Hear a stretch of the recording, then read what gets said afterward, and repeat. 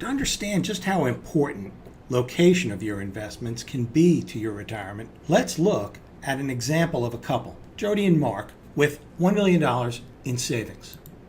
Their taxable bonds yield 6% of income annually.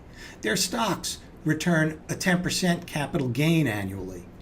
They are residents of a state with a high income tax rate. They pay taxes on stock profits at the 20% capital gains rate, and they pay a combined state and federal tax rate of 40% on income.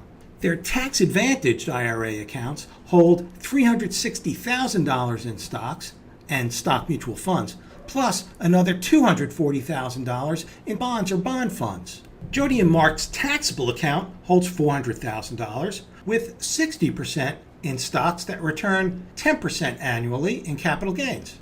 And 40% of their taxable account is in muni bonds, returning 3.6% annually of income.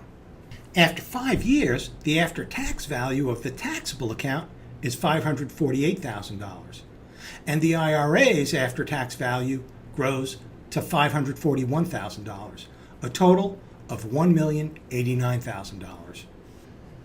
But now, look at the difference when there's a strategy in place to locate investments in accounts for tax minimization.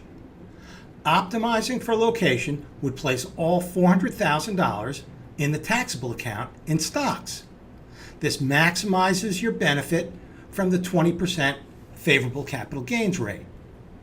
Optimizing for the location of investments held in IRA accounts, Mark and Jody hold $400,000 in bonds and $200,000 in stocks over the long run.